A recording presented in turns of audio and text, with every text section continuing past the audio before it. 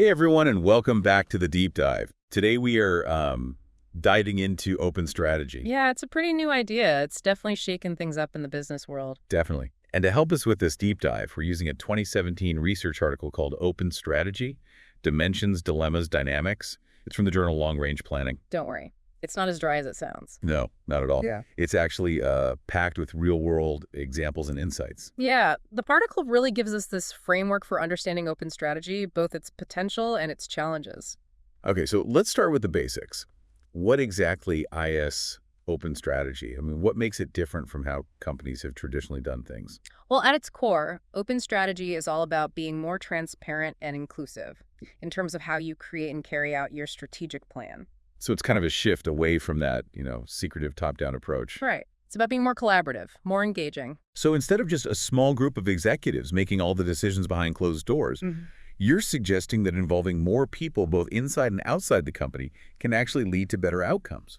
Exactly. It's about tapping into a much wider pool of knowledge and perspectives and ideas.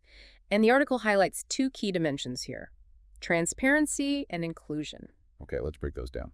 So transparency means making information about the company's strategy visible to a wider audience. So that means not just employees. You're talking customers, Yep. investors, maybe even the public. Right. It's about being more open about your intentions, your plans, your progress. And then inclusion takes transparency even further. It actually means consulting and involving those stakeholders in the strategy process. So it's not just informing them.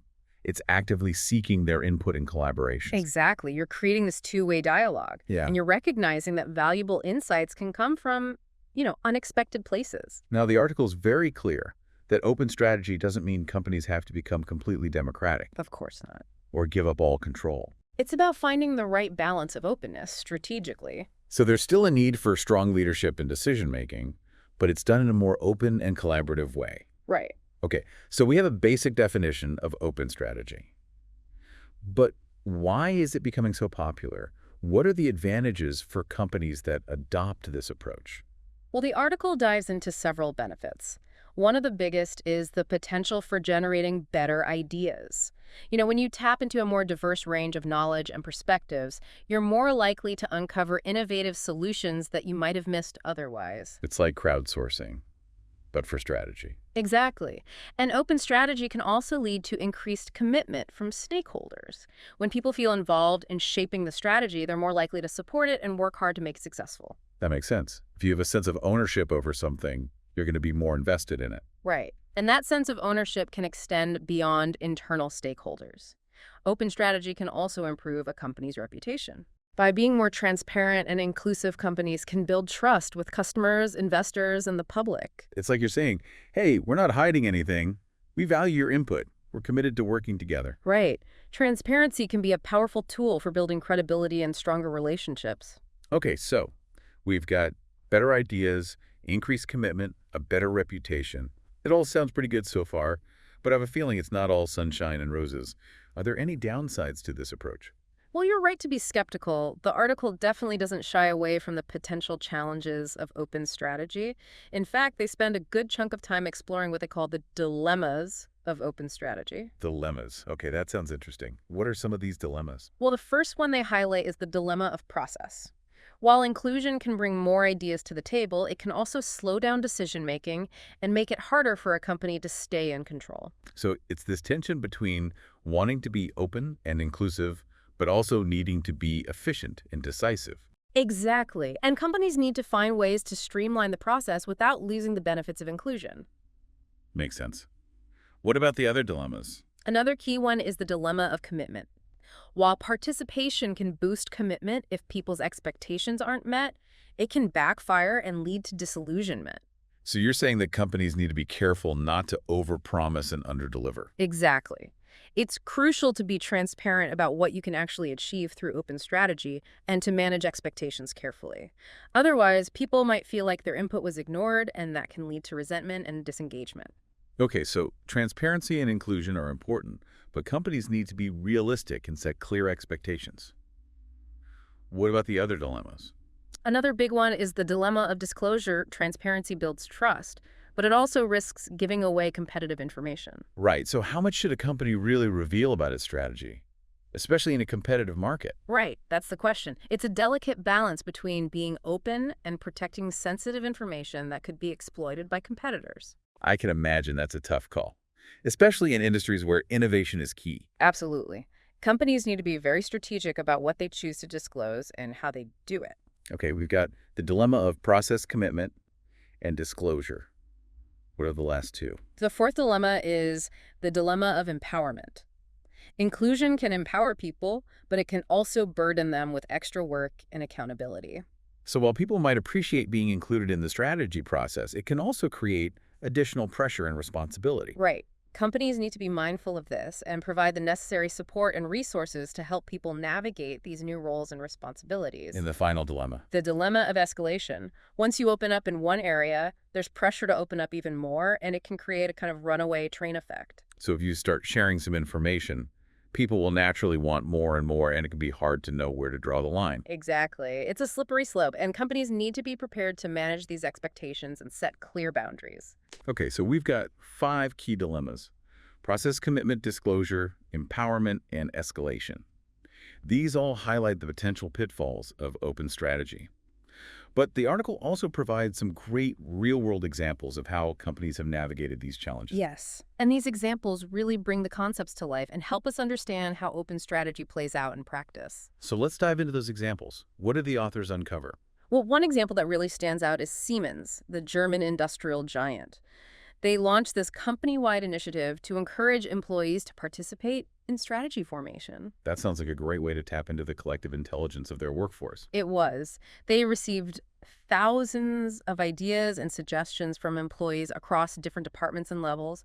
But like we discussed with the dilemma of commitment, they also faced some challenges along the way. What kind of challenges did they encounter? They struggled with managing employee expectations.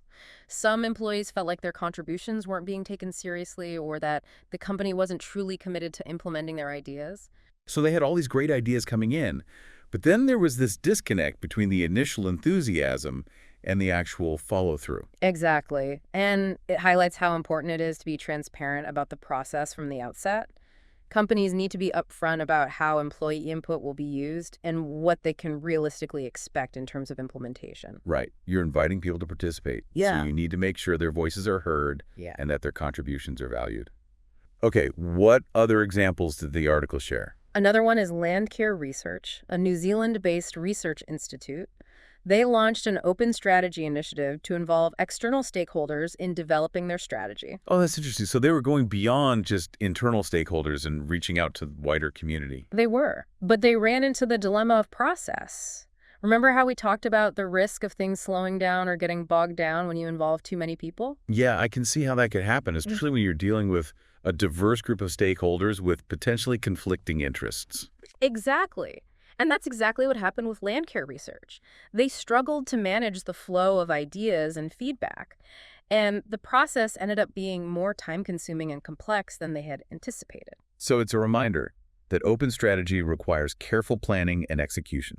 You need to have clear processes in place to manage the flow of information and make sure that the process doesn't become too unwieldy. Absolutely.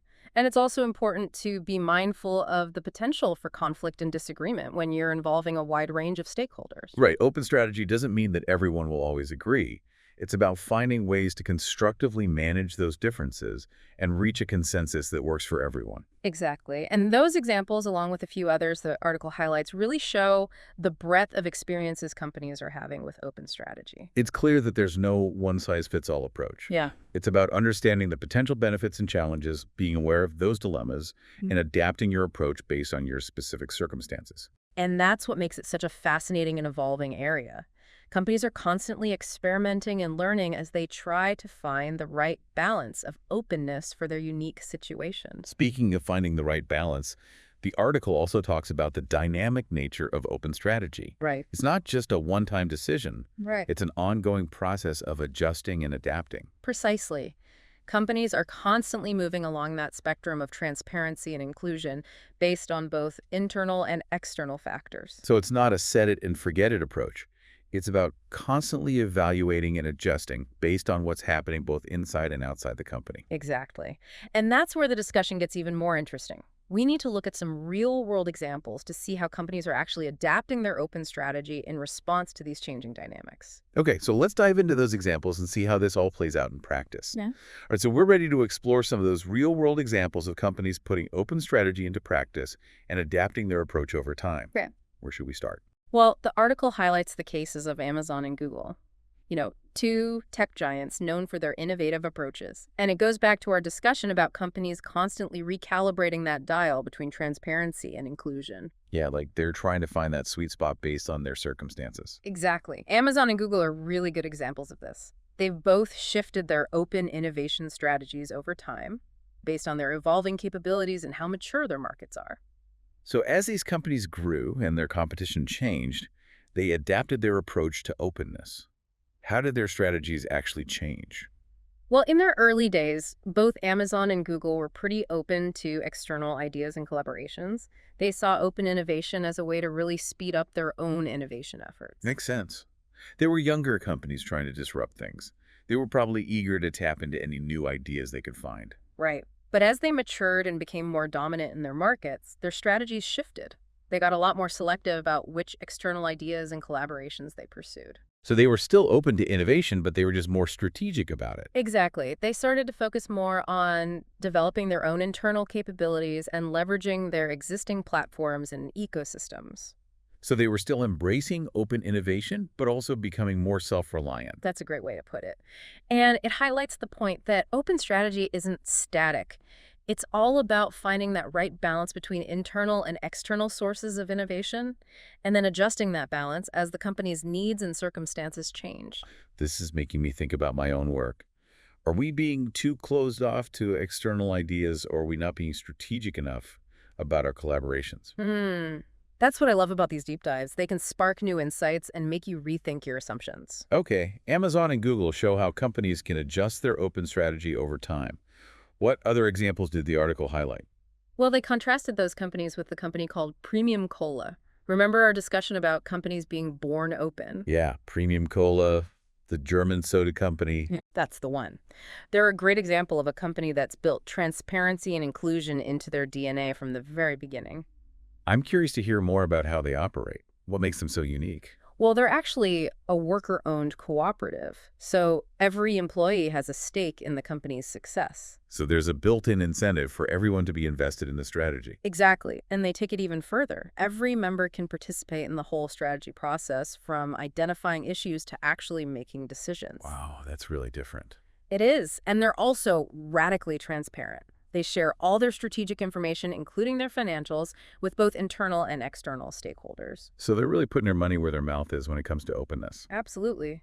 And while their approach might not be feasible or desirable for every company, it's a fascinating example of just how far you can take open strategy. It really highlights that spectrum of possibilities. You've got companies like Amazon and Google that are selectively open, and then you've got companies like Premium Cola that are going all in on transparency and inclusion. Exactly. And the article emphasizes that there's no single right way to do open strategy. It's all about finding what works best for your company's culture, your goals, and your context. I'm really starting to appreciate the dynamic nature of open strategy. It's not something you just set and forget. It requires continuous adaptation and evolution. And that's what makes it so challenging, but also so exciting.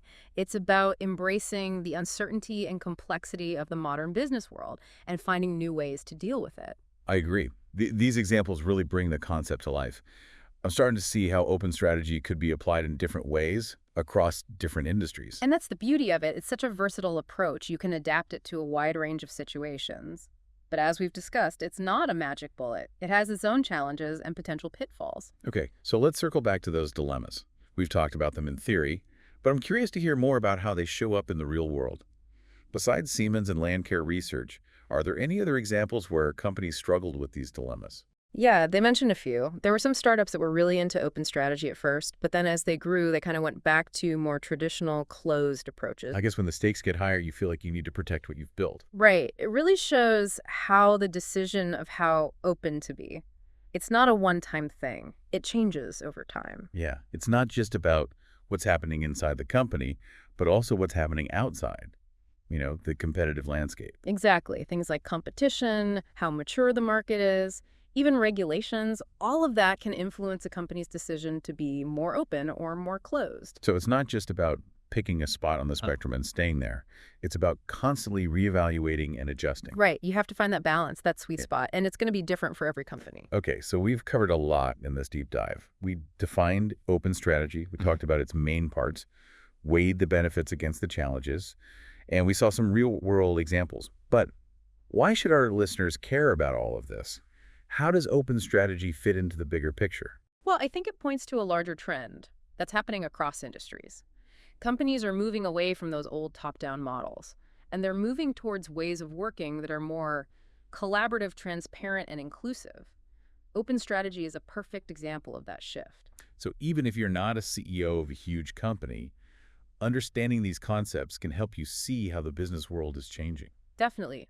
It can also make you think about how these ideas of transparency and inclusion apply to other areas of life, like government, nonprofits, even your personal relationships. That's a great point. We've been focused on business, but these ideas are much bigger than that. Exactly. That's what makes this topic so interesting and relevant to everyone. Okay, before we wrap up, is there one final question we can leave our listeners with? Something that will really get them thinking about the implications of open strategy. How about this? Imagine you're the CEO. How would you balance the benefits of open strategy with those dilemmas? What would you think about when deciding how open to be? That's a great question. It really puts the listener in the driver's seat. And there's no easy answer, is there? Not at all. It's something to really think about. And as more companies try out open strategy, we'll learn more about what works best in different situations. Well, that's it for our deep dive into open strategy. I hope you found it as interesting as we did. And remember, this is just the beginning. Keep exploring this topic. See how it connects to your own work and life. There's always more to learn. Thanks for joining us on the deep dive. Until next time, keep those minds open and stay curious.